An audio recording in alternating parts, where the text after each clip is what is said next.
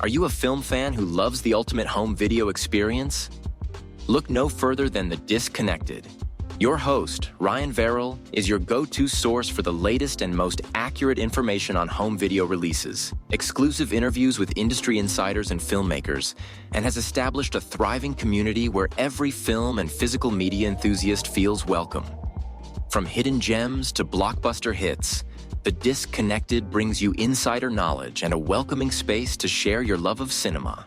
Watch every Thursday night at 9:30 Eastern, 6:30 Pacific for the live announcements show and follow The Disconnected on social media to stay updated. Subscribe to The Disconnected on YouTube or on the podcast provider of your choice and dive into a world where every movie night is an adventure. Hello and welcome to Tumbleweeds and TV Cowboys. My name is Hunter. In this podcast, I'll be joined by a different guest each week to discuss a classic Western movie or TV show. I've been a fan of classic Westerns for as long as I can remember, and in recent years, they've become very nostalgic for me. I love the aesthetic, the tropes, and I love seeing different filmmakers' takes on them. At their best, they're incredibly entertaining, rewatchable, and some of my all-time favorite movies are Westerns. We'll mostly focus on Western movies made in Hollywood, but we'll also be covering spaghetti Westerns, and one thing I'm very excited to get into are Western TV shows. I've got some amazing guests coming on the show, film professors, historians, and podcasters. And Tumbleweeds and TV Cowboys is part of the Someone's Favorite Productions podcast network, and many guests on the show will be from other shows on the network. Thanks for listening.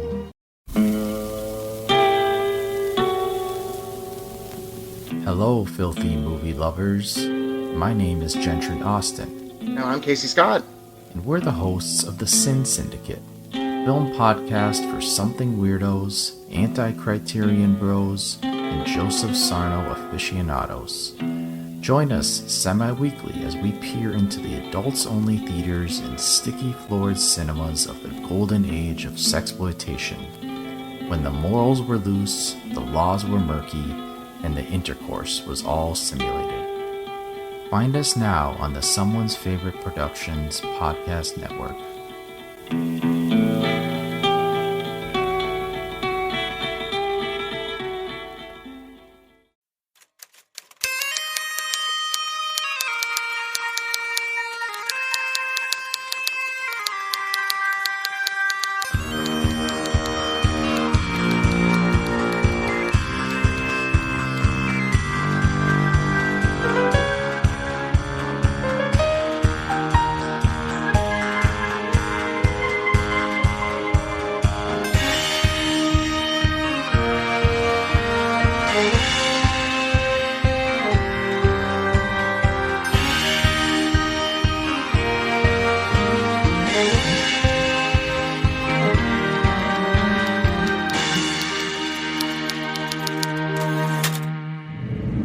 Fear has its own physiology, primal responses to threat.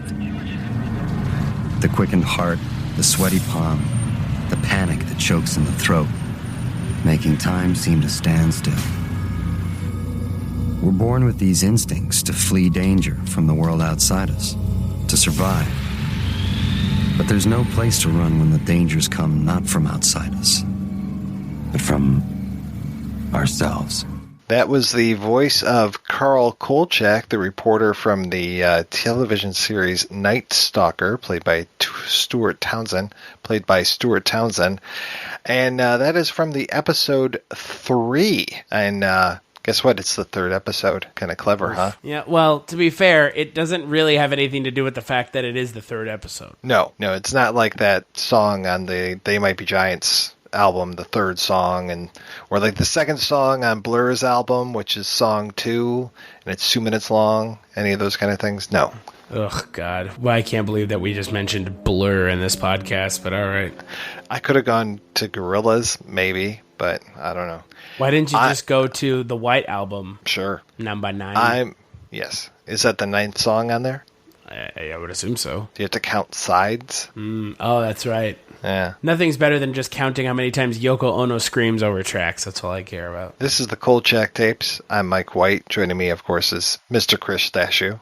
Yeah, I'm here. This episode aired October 13th, 2005. It was directed by Daniel Sackheim, who was probably better known as being a producer. Has done a lot of production work. He's done some directing as well, but did a ton of producing on all kinds of television shows, going all the way back to the reboot of Alfred Hitchcock Presents, and going all the way up to some of our current stuff that we have, including a television version of Jack Ryan. So that means there's going to be, what, is this the 5th Jack Ryan now that we have? Because we've gotten Baldwin, Pine. I guess this is the 4th one. Harrison Ford. Oh, yeah, that's right. Ford, Baldwin, Pine, Ford, Affleck, and then whoever it is in this new Jack Ryan show. I was about to say, how could you forget Harrison Ford, the best Jack Ryan? Those were the most boring Jack Ryans to me. I actually like the Ben Affleck one the best.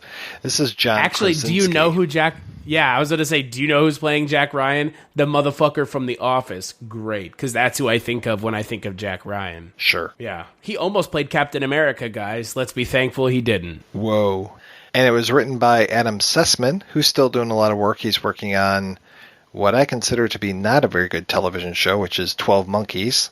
And before that, he was the story editor on this reboot show. And he's also done a whole lot of other stuff, too. He's worked on The Blacklist. Can you tell I'm avoiding talking about this episode? Yeah, I mean, I can't imagine why. It might have something to do with the fact that this is the first truly bad episode of this show. It is a thoroughly lackluster premise. It is a thoroughly lackluster execution. And everyone who's involved in this episode, Stuart Townsend and Gabriel Union included, seem beyond disinterested. And it seems like, man, we don't want to be here anymore. We're here for the paycheck doldrums have set in 3 episodes into this show. Well, who even knows if this was the 3rd episode? I know the 5 people you meet in hell. Right. I'm trying to think if there's any of the mythology in this episode other than in the opening, like the pre-roll. Well, he asked him at one point, he's like, do you know what this mark is? And it's that Mark of Cain thing again. Oh, right, yeah. Yeah.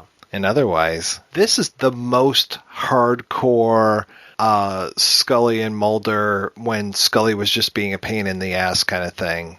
It was just like Gabrielle Union does not want to believe anything that is happening in this episode, and to the point where they actually switch roles at one point, and he's like, well, I'll be you, and then you be me, and then he just shoots down everything that she says.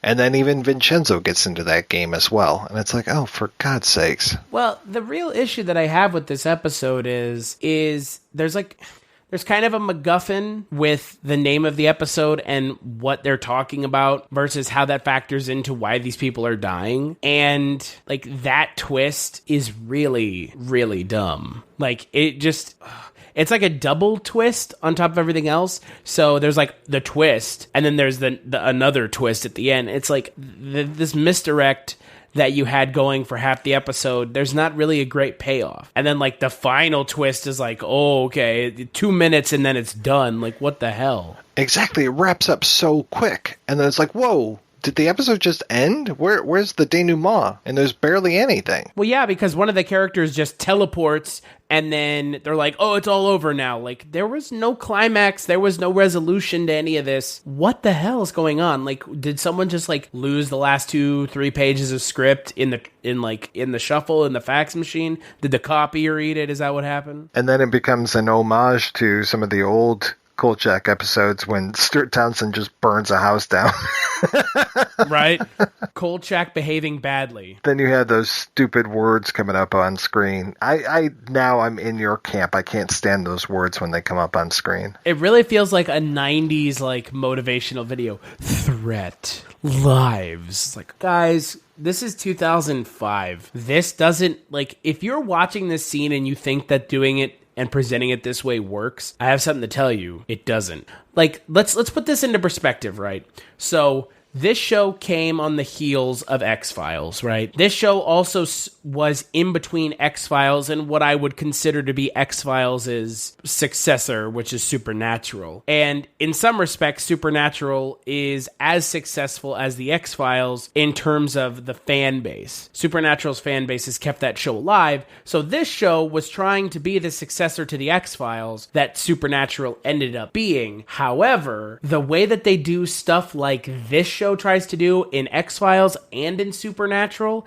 is way better, which is surprising considering how Spotnitz is the one who was involved with and has the credit for this show coming back to begin with. And you have to question and ask yourself, like, you know, we had the interview with Frank Spotnitz, so we understand where the problems were, and we understand what the studios wanted, and the studios ended up getting what they wanted out of Supernatural to some extent. And then you could even talk about other shows that kind of took up that helm with Fringe there for a while, and then obviously the X-Files came back last year. But you have this really problematic situation with this show where this show can't figure out what it wants to be and how it wants to present the information and the storylines that it has, because it can't decide if it wants to be just like the X-Files or something more than the X-Files. And it never gets far enough to make up its mind. And that's partly studio's fault, but also the writing was never good enough to make up its mind to begin with. This episode, for a lot of it, it almost feels like a Criminal Minds episode, or maybe even like a Law and Order, because we just basically have a series of murders that happen, and they could be supernatural, they might not be supernatural, but they sure seem like they're supernatural, and then it's all a matter of who done it. So it is, you know, oh, is it the guy who wasn't in the secret society? What do the victims have in common? Oh, they both have something to do with this secret society. And that, well, that actually takes a little bit, because I think it's a demonic cult at first. And then Perry steps up and she's like, oh, yeah, those marks that you saw in the window weren't this or that or the other thing. They were actually these circles, and that means that it's part of this group called 3, name of the episode, and they're this secret society, and I happen to know a lot about secret societies. And then it almost becomes like a thing that she was in a society, and I'm wondering if that might have come back at some point in the show, but I don't really think that it adds anything to anything. I mean, what she knows, I think anybody would know had they watched, like, even that stupid Skull and Crossbones movie with the Hayden Christensen or Ryan Felipe or any of those kind of things. It's just like, yeah, this is all pretty much common knowledge, okay.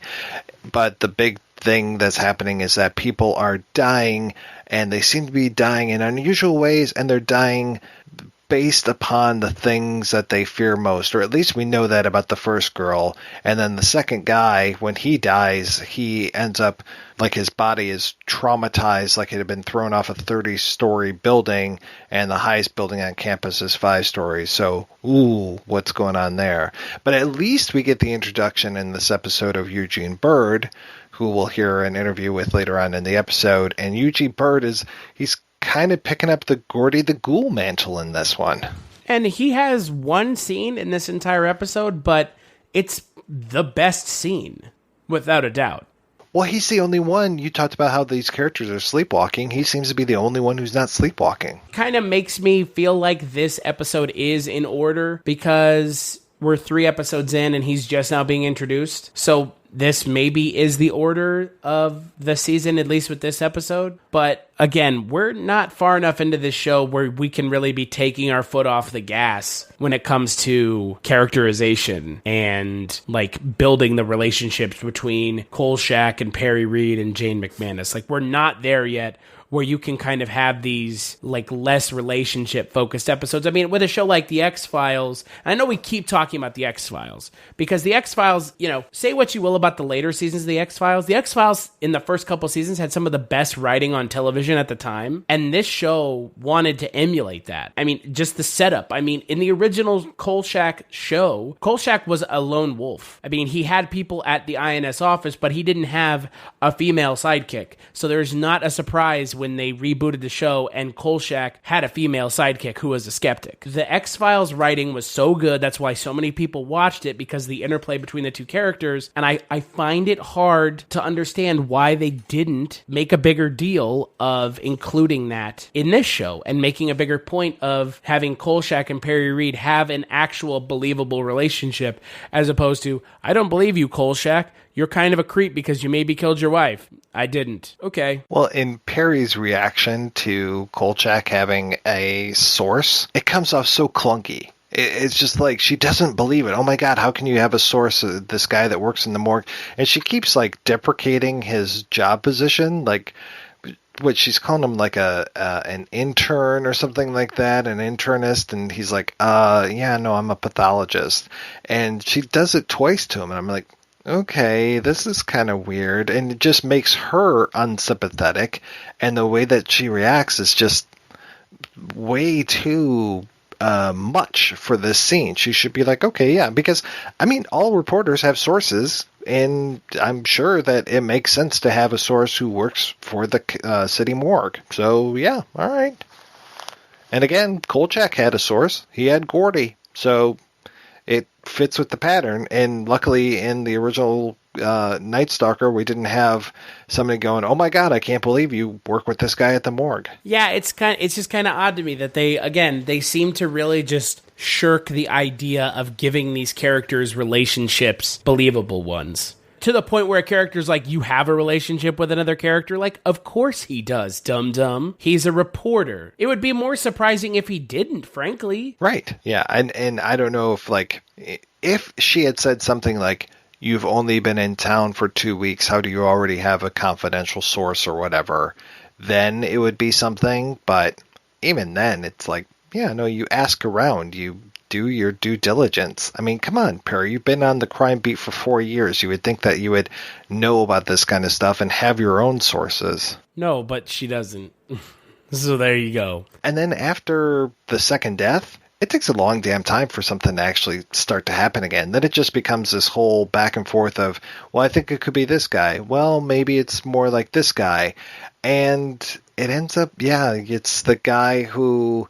There's like this hanger-on at the beginning who is just kind of annoying, doesn't really necessarily fit with the narrative, and of course he ends up being the character we should be concerned about, but it's really not him. And then, yeah, there's so many twists upon twists that are all just boring twists. And twists that, as far as I'm concerned, don't really have any bearing on anything. No. Like, we know these characters aren't coming back because we've seen enough episodes of the show to know that, so why get invested? Right. And poor Jane. He has nothing to do in this episode. Yeah, but Jane McManus hasn't been given a whole lot to do in this show anyways. Right. So, you know. He's probably just going to like pull up a chair next to Vincenzo's desk and they'll just hang out all day because Vincenzo has dick to do. Well, Vincenzo's not even, as far as I'm concerned, a character in this reboot. No.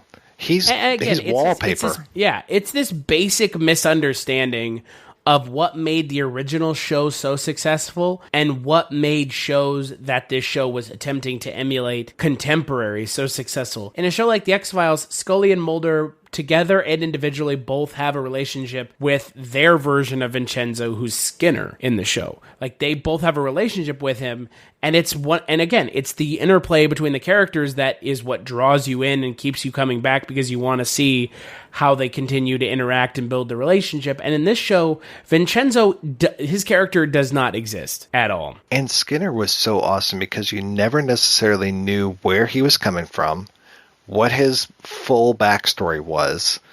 It was just this, he would surprise you all the time, and it was always so cool when he did. Yeah, and this Vincenzo should have been that to some extent, but instead he's just nothing.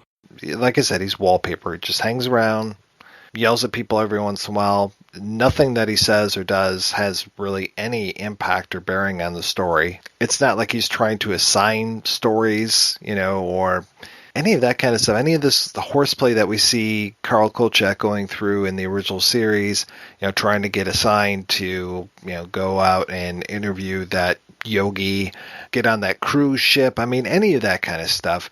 We don't have any of that. Again, this is something we talked about the last time we talked about the Night Stalker episode as opposed to the original show. Kolchak almost doesn't even seem like a character in his own story. He seems like he doesn't seem like the main character. He seems like he takes a back seat to his own show. And thankfully that's not as much the case in this episode, but he's not given much to do. No. Look at this face. Look at this ghost face. Oh, great. I'm just like, wow, have you been watching a lot of J-horror lately, Kolchak? Yeah. What's ironic is that next month we're going to be talking about an episode that of the original series that actually does a lot of the same things in terms of plot, or I should say in terms of story, but does it much better, I would think. Even though I think some people consider it to be one of the lesser of the original series, but this whole idea of, the spirit coming back and, all of these things, these murders being done by spiritual presences, it's done a lot better because we actually kind of know who it is from the beginning, or at least we have some sort of thing, and there is a twist again, but it's not as dumb as this twist. No, this twist is really dumb, and it doesn't feel... I don't feel like they earn the twist. No. Right? Like, this episode's not good enough for them to be like, oh, there's a massive twist, by the way, guys. Like, really? It's not even a cool twist. It's not even a twist that, like, really matters because, like we've said, that character the one who has the twist built into his character, like, who cares? He's not coming back anyways. And he's not given much of a character to begin with, so you really can't get invested in him. Yeah, he's just kind of like douchey college guy. With a secret. Ooh, that he doesn't even know of. Because apparently, like, that's one of the things that, like, you have to hang a lantern on with one of these type twists, right? It's like, when you're a kid, apparently you lose all of your memory of being a kid. Yeah. And, like, that's used so often, too. This is not the only show that's guilty of doing that, so. No. I mean, I mentioned Criminal Minds earlier. That one definitely does that kind of stuff all the time. Yeah. So it's like, come on, this show should be better than that. This show should really be better than that, but it's not, so. Well, let's go ahead and take a break and actually have kind of a bright spot to this episode because we've just been beating up 3 like crazy for good reason. But the one good area of the episode was done by Eugene Byrd, his character Alex Nyby. So let's go ahead and play an interview with Alex Nyby himself, Mr. Eugene Byrd.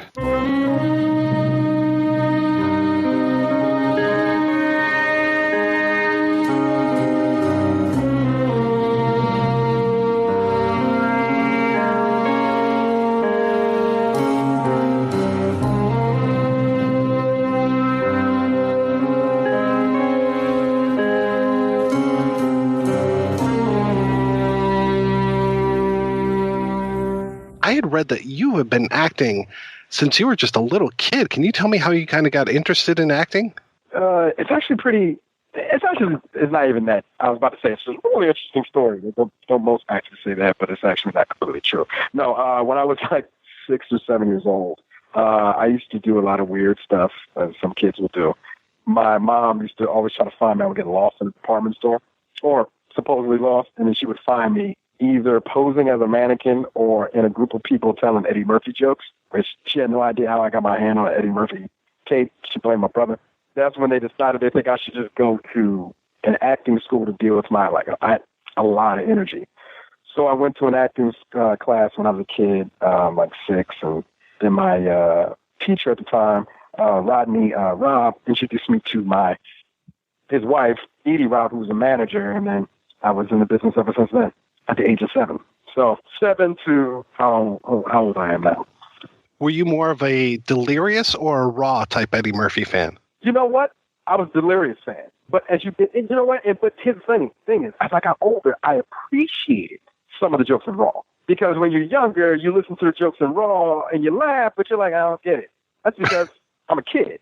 Right. So you really don't get some of the jokes. Delirious was easy.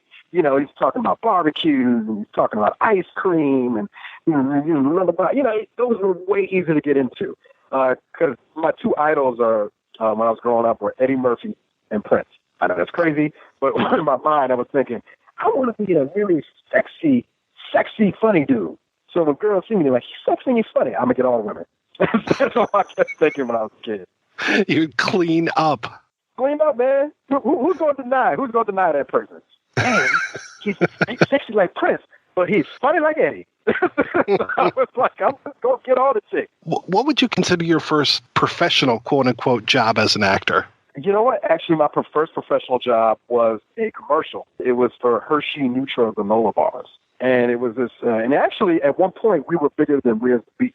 When they were tracking commercials, and they could say which these commercials were big at the time. And there's a bunch of these little kids singing like 50s songs. like lip syncing to them, and mine was Duke of Earl. And then all the kids at the end sang "Good Night, Sweetheart." And what's so funny is I was thinking about that the other day and saw the commercial, and I went, "Wow, I got these chipmunk cheeks. I sucked my thumb, so my teeth looked like they're about to explode out of my head." And I was doing some of the most movements I've ever seen anybody do, and I went, "Man, if I watched that commercial and said that kid's gonna be a star, I would have never said that." That kid's never gonna make it in the he's not gonna make it, is what I would have said when I saw that commercial. What was it like working with Jim Jarmusch on Dead Man? Man, that was fantastic. Because at that time, when you're young and you're not really thinking about anything, you don't know to look up what certain directors had done at the time. And, I became a fan of Jim's after I, saw what he did and with Strangers on the Train. And, of course, later on he had Ghost Dog and Broken Flowers. What I really loved about working with Jim is that Jim would walk up to you and he looked like he had an idea to say something. He had like something to say to you. And he would walk up to me and he would go, Gene, you know what? Yeah, do that. Like, you didn't say anything. You said nothing. But he would just let us play. And that's what I loved about Jim, is that he had ideas. He would let us play. And I got to work with, at that time, I think it was probably one of my favorite experiences because, walking through that set was Billy Bob Thornton before anybody knew who he was. It was Gabriel Byrne. It was Kristen Glover. It was Johnny Depp, of course. And, you named the people on that shoot. Alfred Molina. It was great to work on. It was a great experience. And I had a great time working with Lance Henriksen and John Hurt and Robert Mitchum is one of his last film. That was actually his last film. That cast is amazing. You look back at that cast, and you're especially the depths of the talent and the small roles they played. They were just great. What was it like working on Robot Chicken with Seth Green and kind of, doing voice work versus, being on screen? It's a different animal, and I will put this disclaimer. Seth is one of my really good friends. We've known each other since we were like 8 years old.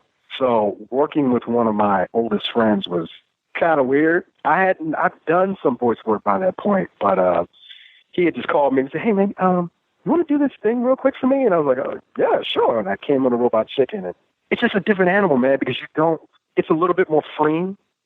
There's no camera on you, so you don't have to really worry about anything other than the imagination of what you're trying to post. Because I have no idea what I look like. When he told me that you're playing the Black Stallion, I'm like, "You mean I'm a black guy who's like gifted?" And like he's like, "No, you're really the Black Stallion, you're a horse."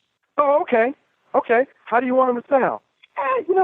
"What do you want to show me?" I was like, "Oh wow, this is very freeing." And he just let me go. And it was fun because I just basically did it. I basically, if someone had thought that Chris Rock had played that character, he would have said, "That was Chris Rock." I basically just did Chris Rock. It was a lot of fun working on Robot Chicken because, it's a great show. And Seth is great to work with. Looking at your IMDb credits, you worked on Gears of War 4 recently in a pretty major role, and you've done some more voice work in some other stuff. Where would you rank doing voice work? Lego Star Wars. Star Wars. That as well. Where would you rank doing voice work up against like TV or film? If you had asked me this when I would say in my 20s, I would have said it ranks nowhere. I'd just been like, yeah, it's whatever. It's fine, whatever. As I've gotten older, man, I've appreciated it even more because I love the freedom that voice work gives you. It's hard work, though. I give way more credit to voiceover actors than I did when I was younger. It's really a lot of work. It's straining on the voice, especially video games. Like Gears of War 4 was taxing. It was taxing on my voice. But it's so much fun, man. And I'm a nerd. I grew up playing video games. So to know that I did voice work in Star Wars Force Awakens and Rogue One and Lego Star Wars, I mean, to go to the movies and see my name fly up, I don't give a darn if I wasn't in the damn thing. My voice was in it. So I'm excited that my name is popping up. So now I find it just as important. And I think it's a different muscle. It makes me appreciate when I get in front of the camera even more because I feel more free. When you did the voice work for Rogue One and Force Awakens, did they actually use your voice in the film? Could you tell? In Rogue One, I could. In Force Awakens, it's now turned into one of those things where I've had friends who work with me on it and were like, "No, I heard your voice. It was right here." And And one of my friends is the sound designer, sound editor, Matthew Wood. And I asked him, I said, Matt, where did you put my voice? He went, you're in there. Let me go back to my notes. He looked in his notes. He went, yeah, you're right. Ooh, I know where I put you. so when he asked me to do Rogue One, I said, this is going to be one of those times. I said, no, you're actually going to have a line. And so he gave me a line. So there's a scene where they're trying to get to the switch. And there's this black guy who goes, I'm going. And then as soon as he pops his head out, he gets shot. That was me. That was my voice. I don't know why they had to replace his voice, but they replaced his voice with mine. And then I heard it throughout. Like, I heard my screams, when I get really loud. So, yeah, man, that's exciting to me. It's exciting to me to be a part of projects I grew up watching. So that's what voiceover work has done for me. If I can't get in front of the camera, at least to be a voice of a Lego or voice of a cartoon or a video game, it's just as exciting to me now. I was curious, when it comes to the work that you've done on episodic television, when you come to a character like Alex Nyby in Night Stalker or Dr. Clark Edison on Bones, how much of that character is already on the page versus what you kind of bring to it with your acting decisions? With Clark evolved. So Clark on the page was one thing, but, when I got the role, my creator, Hart Hanson, was like, listen, make him your own. And, okay. And so, at first he's very eager to please, and then he turns into this really straight-laced guy. And those were all things that we kept working on and kept adding, which is pieces of my personality if I wanted to hold myself back. And that's what I kept trying to – you're going to laugh at this, but when I was creating Clark, I'm a huge Star Trek fan. So I added pieces of Spock. You're right, I did laugh. So if you watch Bones differently, you'll see it because he's trying not to involve himself. He's trying to be very business. And he looks like he's wound tightly, which is a line that they use later in one of the episodes. When Angela was coming after me, I was trying to hit on me. I was always trying to keep it very business and very professional. And no, woman, you need to stay over there. And I don't do that. I was very socially awkward. And so I added little elements of that. And then he evolved into a dude that just had fun. Now with Alex, I was a huge Night Stalker fan. So I was excited to go in for it because I used to watch. I actually worked with Darren McGavin when I was 13. I did this movie called Perfect Harmony. And I was doing my best not to pepper him with questions because I was a little intimidated because I grew up watching him in Kolchak and Night Stalker. So playing Alex was just another fun thing for me because working with Stuart Townsend was great. I knew Gabrielle. Gabrielle and I had talked about it. She wasn't sure she was going to do the project. And then she talked to me, and I was like, look, I think you should do it. I think it'd be great. A black woman in this situation would be different for you. And she did it, and I'm glad she did. And we just had a great time doing it. And so Alex was more me. Alex was more me. He was, there wasn't much on the page for Alex. Alex was definitely more me on that aspect. So you kind of already answered our question, because our next question was, did you have any prior exposure to Kolchak? Which it's... Oh, yeah. There you go. The vampire... I mean, come on, man. The vampire episode was one of my favorites. Also, when... what's his name, man? Because I used to watch The Bionic Woman and The $6 Million Man. Richard Anderson? Richard Anderson. Yeah. Him playing basically Jack the Ripper.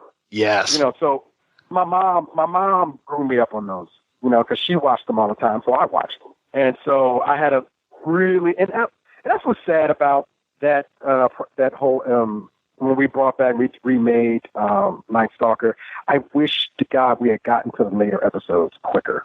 Mm-hmm. I felt like we put our best stuff at the end. And so ABC didn't give it a chance to breathe, which is a shame, because I really felt like our best episodes were coming. Because we spoke with Frank Spotnitz earlier this week. That was kind of the vibe that we got from speaking with him, was that the studio didn't kind of put their faith in the idea as much as he would have liked, and kind of hearing that from you kind of echoes the same thing. I feel a lot of times networks just don't give things a chance to breathe. If we judge shows on their first season, then Star Trek Next Generation would have never made it. It would have been canceled. Because I think first season is terrible. Second season is not much better. Third season, now we're in stride. I think most shows need at least Bones should have never gotten to 12 seasons. But Fox let it ride for whatever reason it may be, and it grew better, and the chemistry got great, and then people started knowing their characters, and the fans started loving it. And I feel like ABC just didn't give that show a chance. But also, and this is my personal opinion, I felt like, Vince Gilligan, his episodes, we put later. We put one of his episodes later, and I really felt we should have started off with his sooner. Because I thought our best stuff was coming. It's a shame. I really felt like ABC should have given that show a way better chance than they did. But who knows? They may revamp it again, because now it seems like everybody's doing a remake. What was it like working with Darren McGavin? I mean, it's hilarious to me to hear that you were just like trying not to geek out as you're talking to him. Well, because 12 or 13 years old and got Darren McGavin. Now, Darren McGavin was a very nice man. He talked, but I still wouldn't ask him. I still wouldn't acknowledge that I'm working with him. My mother kept saying, "Well, why don't you want to talk to him?" I said, "I just don't want to talk. I don't want to talk to him. I mean, I'll talk to him about what we're doing, but I just basically kept my distance because I didn't know how he worked, and I grew up on sets where I try to talk to someone, and they may be the type of actor who doesn't want you talking to them because they want to stay in a certain process. But I didn't have that with Darren. I just never got into that conversation with him. I wish I did. I really do wish I did. I probably would have learned some things about that show and what he was doing at the time. I would have liked to know what was happening when he was shooting that because it seemed like they had so much fun doing it. There was such chemistry there. I mean, especially between him and Simon Oakland. I love to watch those two on screen together. Yeah. Because, you're like, Kolchak, what do you mean? At the time. He's like, Kolchak, you're making me angry. I mean, you would just get a whole lot of that, and it just worked with them. It's so funny. Do you feel like, and I'm going to ask you guys a question, do you feel like some of that type of show is missing nowadays where they just had fun? And yes, they had interesting stories, but there was a little bit of cheese, but the mystery was there, the fun was there. I feel like we get too serious now. It's like I feel like everybody wants to do Game of Thrones and want to do Walking Dead, which is okay and great. I love those shows, but I don't feel like they're having fun. The serious, dark, gritty thing has really permeated everything nowadays. Everything.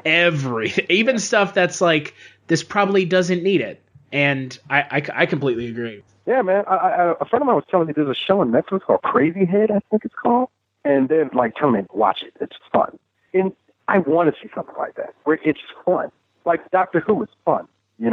Sherlock is fun. Those are shows I want to watch. And I still watch I watch Walking Dead when I can, and Game of Thrones when I can. But, I really do miss those type of shows, man, where it was just event television. You want to watch it. Right. You really want to watch it because it's fun. It's fun. Yeah, I miss that kind of stuff.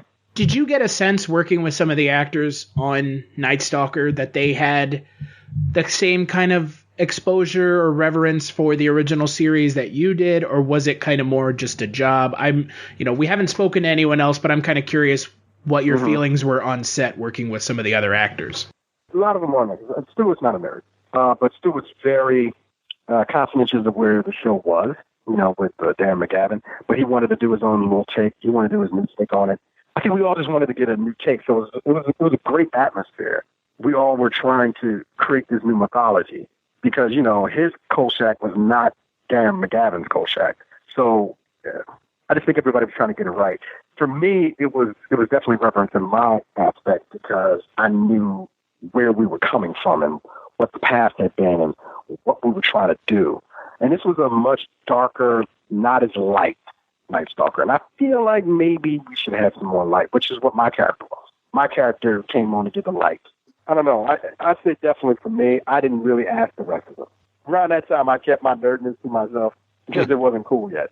Yeah, being a nerd is cool now. Now it feels like everybody's a nerd. Yeah, everybody's a nerd. And all of a sudden you go, wait a minute. I remember you used to beat up nerds when we were in school. Now all of a sudden you're a nerd.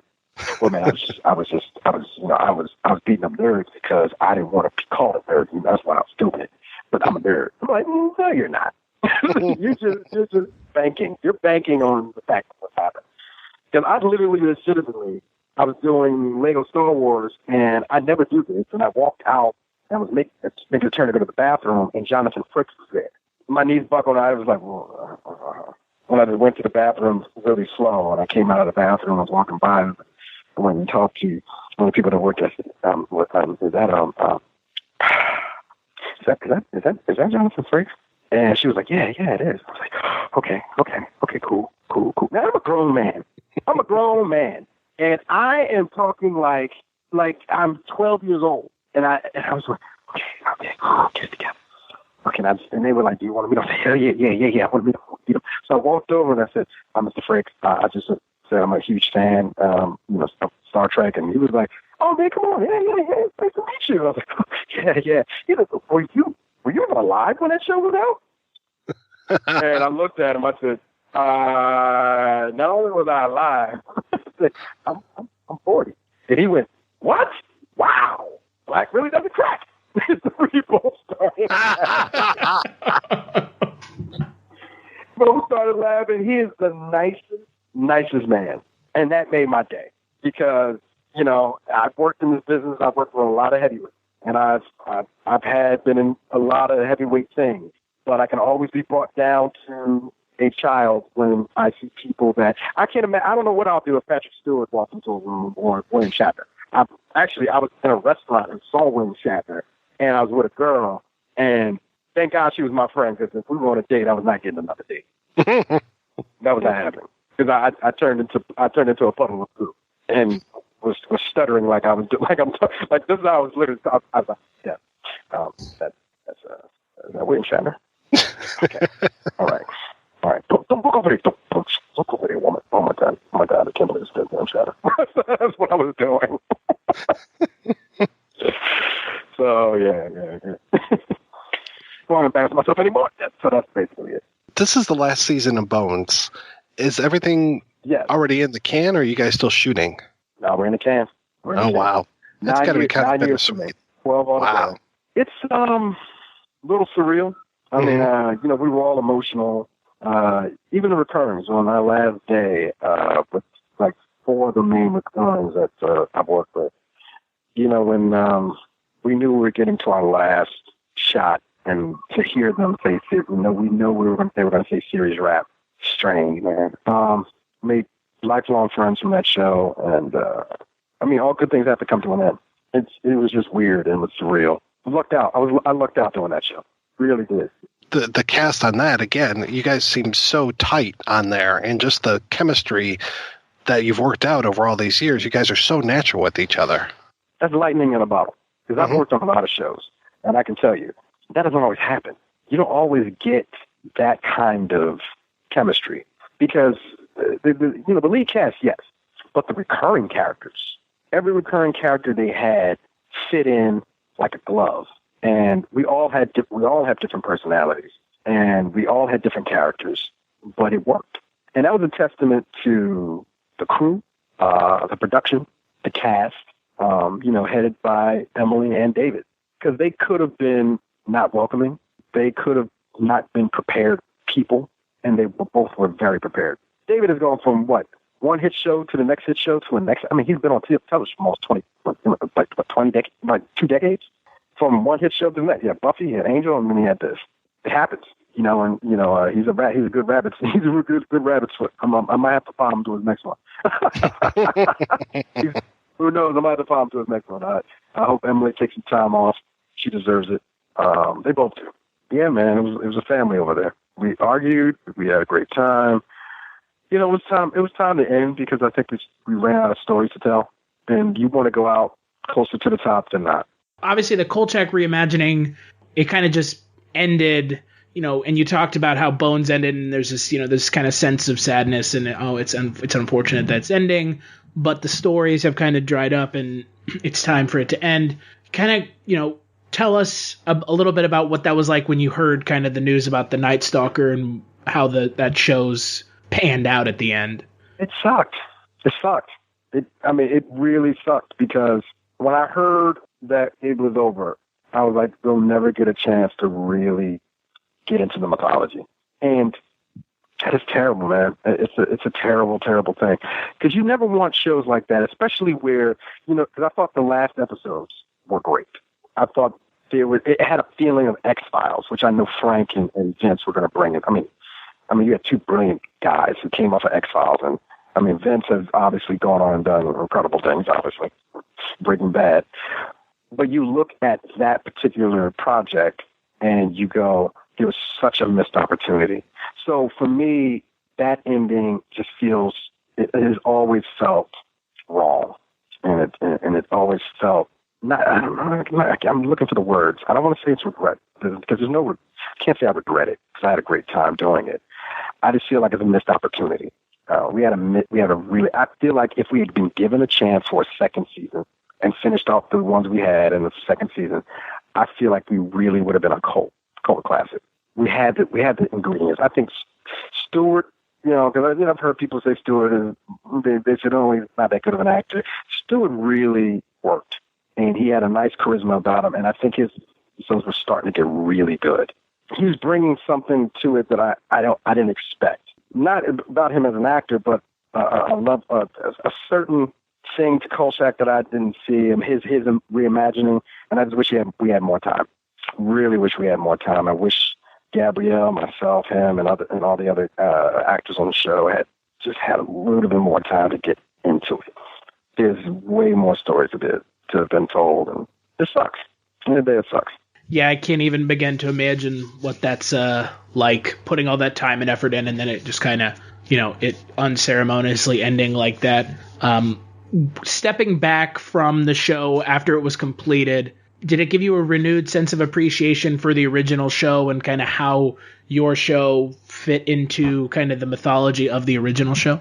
Well, I felt like, we were heading it down, we were blazing our own trail. It still made me appreciate the original. I mean, first of all, the originals were just fun. I thought we were doing a darker take. You know how I looked at it? I looked at it as Battlestar Galactica in the 1970s, Battlestar Galactica in the 2000s.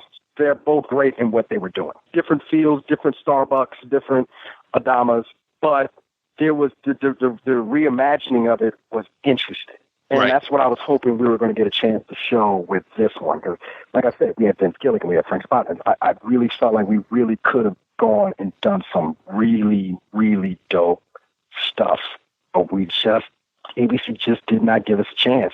They saw those ratings, and instead of going, okay, we believe in the project, I just think they freaked out, or they pulled the plug way too soon. It's just a shame. It's a shame. Well, weren't you guys up against CSI when that was still just eating the ratings? You're not going to beat that because it already has its own. It already has its own following. It's already got established. You can't beat a show like that in the beginning. You have to build a following. And I always feel like networks these days don't get that. You don't put a show that you want to have build into something, because you're not always going to catch lightning in a bottle. You got to let it build. And I felt like you putting it up. I think we might have. I can't remember. But that makes sense if that was the case. Like, if you put us up against CSI, we're not going to win that. Not in the beginning. CSI was the biggest show in the world. A new show is not going to have that kind of thing. I mean, it's not like Empire. Empire came on and became a phenomenon, and that does not happen all the time. It is a rarity in this business for a show to jump on and then explode to 20 million on network television. Doesn't happen. Walking Dead wasn't a phenomenon when it first came out. It had a nice following. It exploded into a phenomenon later, but you got to give it time. And that's what I think the mistake was. When a lot of these networks, they're so eager to pull the plug because they get really antsy that the show's not doing numbers. But that's why I think, if I could go back, I wish Night Stalker had never been on ABC. I wish we had been on cable. I think if we had been on AMC, I mean, of course, AMC wasn't AMC that it is now, but I feel like if we were on a network that needed a show but wanted to take time for it to build, that would have been better than being on a network they're just basically looking at numbers. I know you've been on a couple cable shows like True Blood. What's the difference for you working on something like a True Blood versus working on a network show? Standards and practices.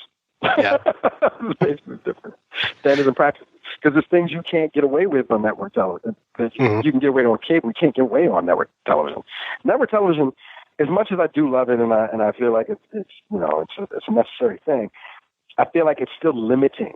But that's when you have to have the imagination. On cable, these shows can go on, and they're not going to get canceled right away, because if they do numbers like, if The Flash, and I did Arrow, their numbers, if they were on network television, they would have already been canceled. But they do numbers that are okay, and they build off their cult following and their fans. And that's how they become popular shows. They're not ratings killers. They may be ratings killers for probably those networks, but they're not ratings killers. But on cable, you're afforded more time, more opportunity. That's why I love this new time, for millennials. This is perfect. That Netflix exists now, and Hulu, and all these different networks. These I quote unquote new networks, because they'll give these shows more time to build, and they'll give them more time to maybe tell a story. Like, the age of 22 episodes is gone. We're not going to see that again, because no network wants to put that much amount of money and effort behind something. They'll give you like an order for 13. And then if they do well, they might give you some extra episodes. That's what happens now. 22, like Bones, shows like that, it's over. It's not happening again. Which is funny. We're going to almost a cable model and a British model, which is they do shorter seasons, but the material's better. I mean, that's what Mad Men and I think Mad Men and Walking Dead and them have taught people, is like, you can do this, like a focused season, and maybe recoup the money you want, or do whatever. I think that's what we're doing now. And at least I feel like we're in a better age of television than we were before. Bones is wrapped now, so what are you working on now? I just finished doing a really small role in this movie called Keys with Halle Berry and Daniel Craig, and just did that the other night, and that was fun. It was good to get back to an independent world. I hadn't done an independent film in a while. Mm-hmm. And then I'm doing this country music television, like I guess they call it CMT. I'm doing a recurring role on the show called Still the King with Billy Ray Cyrus. So I start that January 20th. And that'll be fun. I'm looking forward to. Bones was like a great safety net. Like every year, I knew, if I don't get that, I still got Bones. In a way, it's sad to be over, but it's given me this sort of new hunger and a new freedom that I haven't had in a long time. So I'm excited. How do you feel about these television channels like CMT, MTV? I mean, it's kind of crazy if you think about it. 10 years ago, they really hadn't branched out into creative properties like, an actual TV show with a narrative. As an actor, how do you kind of feel about these channels that normally aren't associated with creative, narrative TV, kind of branching out into these narrative shows? I think it's great. I think it affords actors more opportunities for jobs. There's way more. At the same time, I wish there wasn't so many channels. I think it's great because HBO had to become HBO somehow. AMC was the American movie classics. Now it's just AMC, and now once it branched out to Breaking Bad and Mad Men and then Walking Dead, now it's become a powerhouse. Netflix, all these. I think it's great for these different networks to build themselves into a name. I mean, who would have known Audience? I think Audience exists because what shows on Audience? Kingdom, I think. I feel for actors, it affords us more, but it's just so many networks. Like, I don't know where to turn the channel anymore. I just binge stuff because I'm like, I can't watch that. I don't know. What time is that on? Wow, that's on at 10 o'clock, but it's up against this and this and this and this and this. So I hope now people are realizing ratings shouldn't really matter. It should just be about the material and about the stuff that we're putting up on TV. But I love it. It expands. I mean, thank God Star Trek is finally returning, but it's going to return on CBS all streaming network, so just more TV. Going to try to get a roll on that one? I will eat off anybody's leg to get a role on Star Trek. I really wish. I couldn't even get a call for it. I was like, what do I got to do? Who do I got to kill? Like, what do I got to do to go on a Star Trek? I auditioned for 2 Star Trek shows, and I got really close on Deep Space Nine when I was a kid. But I was a little too old, and Sirach got it, and he was great. and then I auditioned for Enterprise, and at that time I was young. So I was like, can I be right in the middle now? Can I get on a Star Trek show? It'd be great, man. I would love to do a Star Trek show. I would kill. I mean, I'm a voice on a Lego Star Wars. I've done Star Wars 2 movies with voices. Can I just now get in front of the camera for Star Trek? That's all I want. Then I'm good. I'm in video games. I've done Star Trek and Star Wars. I'm good. And it's got a pretty amazing cast too. So I think you'd work right perfectly with everyone else on that show. That cast is going to be great, and I love what I'm hearing. I'm loving that they're not going to focus on a captain, which we haven't seen yet, and they're going to focus. I think she's the first officer. Is she the first officer? I'm not exactly sure how they're going to place it, and I love the fact that we're probably going to focus on the Klingons at that time too, because we were against them at the time. We didn't have a peace treaty with them, and it's 10 years before the original series. So I can't wait. I can't wait to see what they're going to do. I'm a little nervous, but I'm hopeful. Because Enterprise was not my favorite. I was going to say, they can't really do worse than Enterprise. So. Enterprise's intro theme song is one of the greatest TV theme songs ever. How dare you? Oh, come on, Chris. No! Come on. This is like a point of contention with Mike and I all the time. Wait a minute, who said this? Chris or Mike? That was Chris. I said it. Come on, Chris. I'm kidding. I remember watching the original series on VHS at my grandparents' house, and that was how I got indoctrinated into Star Trek. And Enterprise's theme song is absolutely astoundingly so like 2000, like late 90s, early 2000s. It's why? Funny. Yeah, because I'm like, why are they doing this? I'm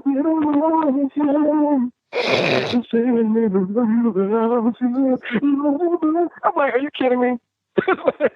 Yeah. I was like, come on, guys. No, this doesn't feel Star Trek. This feels like, I don't know what it felt like, to be honest. I was like, I would have been happy if they did the Quantum Leap.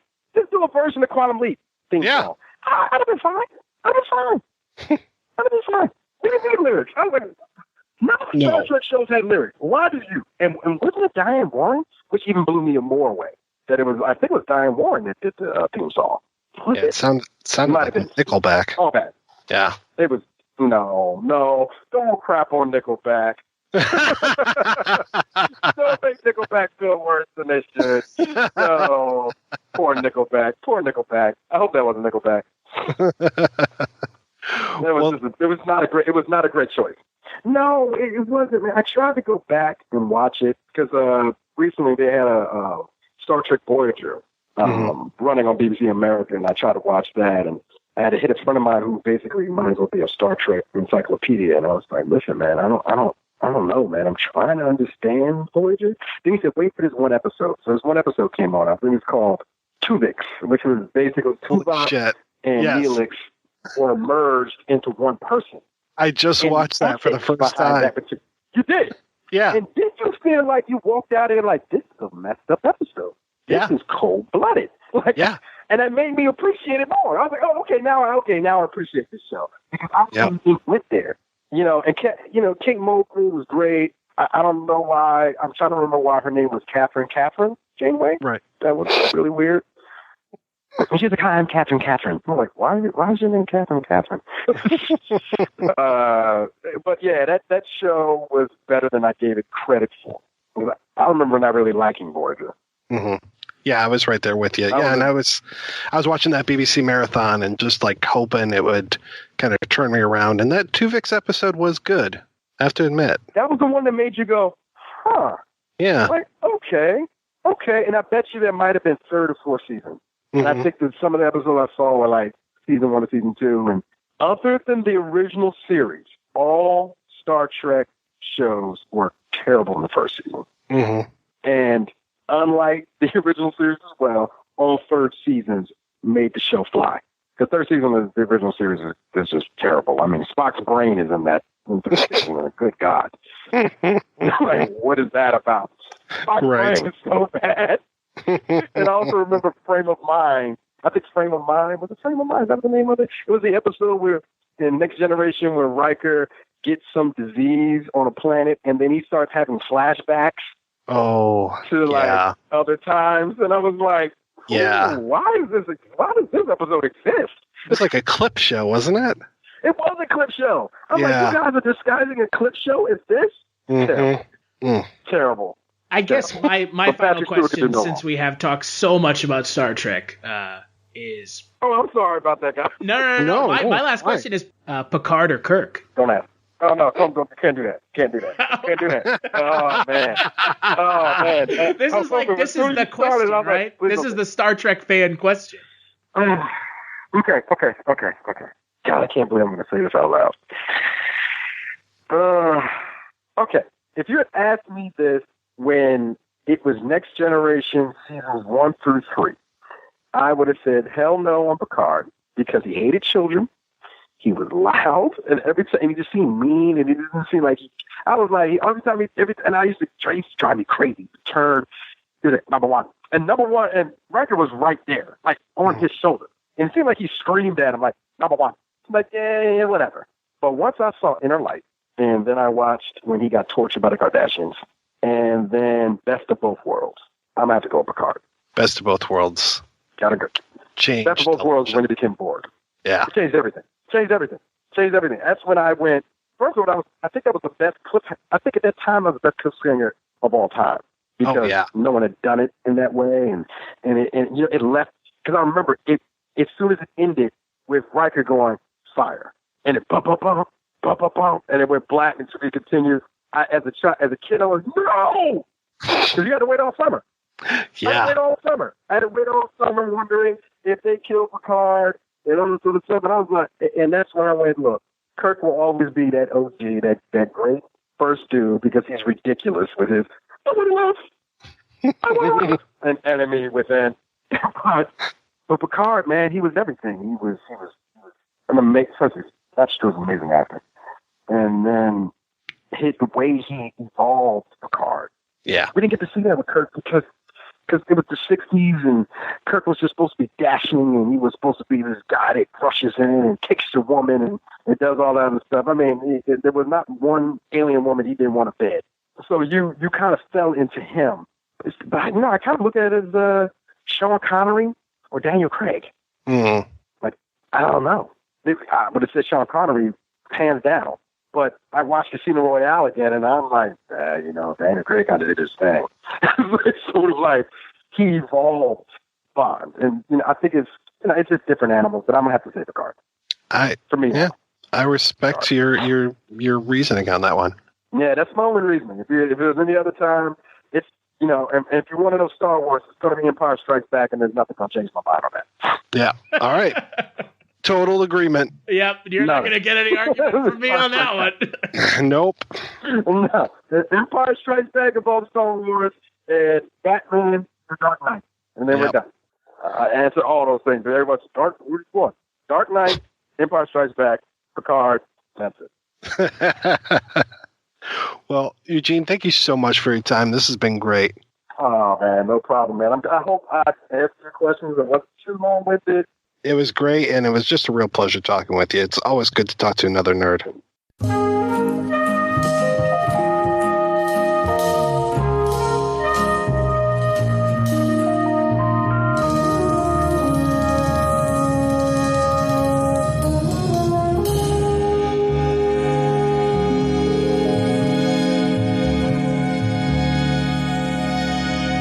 All right, we're back, and we were talking about The Night Stalker, 2005. God knows we don't want to name it after Kolchak since he's barely in his own story. So, right, Jesus. Yeah, talking about the third episode of the show. Wouldn't you know? That's kind of crazy. They're so clever. At least. Like I said, at least Eugene Byrd is a pretty awesome guy. When we talked to him, it was right as Bones was wrapping up. Now, Bones is obviously off the air. It's also kind of funny just to see he's working in the morgue in this TV show, And then I wouldn't say the Jeffersonian is a morgue by any stretch, but also working with the dead bodies, but playing the character completely differently. So it was kind of nice. I mean, there are a lot of times I've seen him show up in things, and I'm just like, who is that guy? And then I look him up, and I'm like, oh my God, that's Clark from Bones? I don't believe it. So does a really good job with stuff. And super nice guy just to, talk to our dumbasses. Well, and he's the best part of this episode. And I'm glad to know that he's coming back. Yeah. I mean, this show's going to need all the help that it can get. It's almost like we've lost Gordy on the original series by now, and then he's kind of being reincarnated as Alex Nyby on this show. But yeah, it would be great if we had an Alex Nyby-centric episode. Well, something where the person who's in the episode actually seems to be interested. The one thing I do want to say, we have beaten up this episode pretty badly, but I would like to point out that I didn't have high hopes going back into this show, but the first two episodes, for all of their problems, were actually relatively enjoyable, and this is the first episode that we've run into that is not good. So I just want to point that out for everyone who's like, oh, the reboot of the show is so bad. Like, it's really not that bad. It hasn't been that bad up until now. No, you're right. I belong to a couple Kolchak groups over on Facebook, and whenever anybody posts a photo from this 2005 series or is like, what do people think about the reboot? It's just this dog pile and everyone just kicking the show while it's down. And lately I'll get on there and I'll say, it's really not as bad as you remember. There's some really good episodes. You just need to give them a chance. And I've been pointing people toward the 5 People You Meet in Hell episode. I'm like, there's a couple problems with the pilot, but it's actually okay. I don't think I'll be pointing people towards 3, but I think there will probably be a few more of these clunkers, which is a real shame since there's only the 10 episodes. So it's going to be a bad track record at the end, but there's still going to be some diamonds in the rough here. Maybe not diamonds, maybe like cubic zirconium in the rough. Better than most people give this show credit for. Yes. No, I was pleasantly surprised by the last couple, and this is the one where I'm just like, this is kind of why the show has its reputation. Yeah, agreed. Chris, what's going on over at the Culture Cast, sir? Oh, just talking 2 movies a week, new movies and our monthly theme, and that's pretty much it. So always talking movies, always joking about movies, always giving our thoughts about movies. So that's what we're up to at the Culture Cast. You can follow me on Twitter at CultureStash, and you can check out the website at www.cultureshocked.com and on Twitter at CultureShocked. The real question, Mike, is what is going on with the Projection Booth podcast? You can find out more over at projection-booth.com, and you can download episodes via iTunes, Stitcher, and any popular podcasting platform that you might engage with. And as far as this show, you can always find out more over at kolchaktapes.com. Come on over to our Facebook group, join the lively discussion. Not really. Nobody's talking over there, but we had one listener say, with all due respect, you guys really need to do more episodes more often. And it's like, well, but we said at the very beginning we're just doing one a month. So sorry about that, sir. We both have other things happening. We both have podcasts that we do that you could listen to if you wanted to. Just saying, if you really want to hear our voices, we both do our own podcasts. It's not over Kolchak, but it is over movies. So if you like movies, I check those out. Sometimes we even are on each other's podcasts. That's true. Sometimes we're on each other. Yeah, sometimes it's almost like we're talking about Kolchak, but we're not. Yeah, so if that's what you like about this, we are on each other's podcasts relatively frequently. The banter. The crazy, wonderful banter that we have. Yeah. Banter mania is running wild, brother. I want to thank John Walker for doing the score, the theme to the Kolchak Tapes.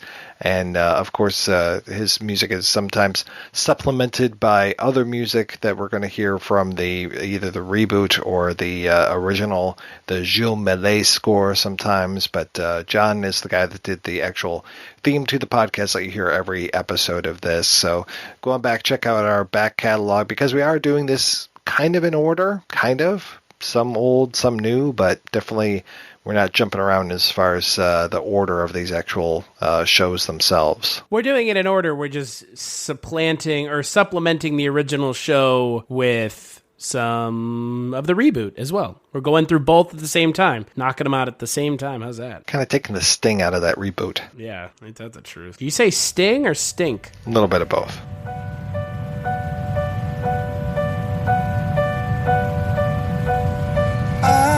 Fueled by memory, fear takes form,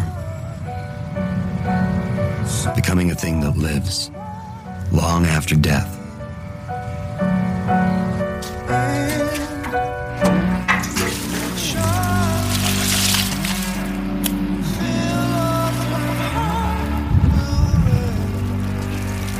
Residing not just in our hearts, but in the hidden bonds between us.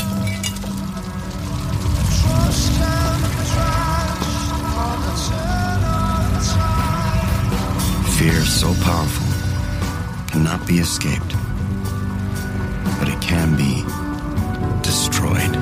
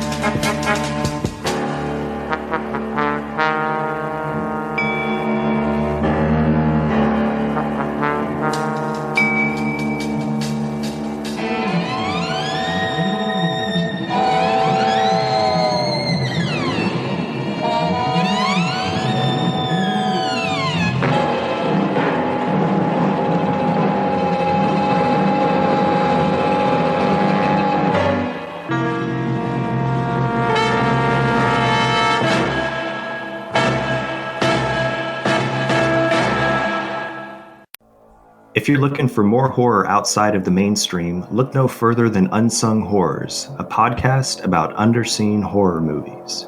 I'm Lance. And I'm Erica. Every other week, we'll cover a horror movie with fewer than 1,000 views on Letterboxd. We'll even give you double feature recommendations to pair with the movies we discuss. From gothic to shot on video, from slashers to comedies, from giallo to J-horror, we'll cover all the subgenres. So join us as we unearth these hidden gems of horror. Follow us on Instagram, Twitter, and Facebook, all at Unsung Horrors, available wherever you listen to podcasts. And part of the Someone's Favorite Productions podcast network. The audio commentary. It's a dying art form, but here at One Track Mind, I, your wonky yet affable host Ryan Luis Rodriguez, analyze film through the prism of these embryonic forms of podcasting, one audio commentary at a time. Masterpieces, crapster pieces, live action, animation, cult classics, films literally no one has ever heard of. No track is too small and no track is too big. Join me and my guests from the entertainment world as we keep these features alive every other Tuesday. Hey, who else is going to discuss Bill and Ted's Bogus Journey one week and Citizen Kane the next? Us, that's who. Sure, you have to put up with my voice, but there's a certain give and take in this industry. That's One Track Mind, part of the Someone's Favorite Productions family and available wherever you get your podcasts.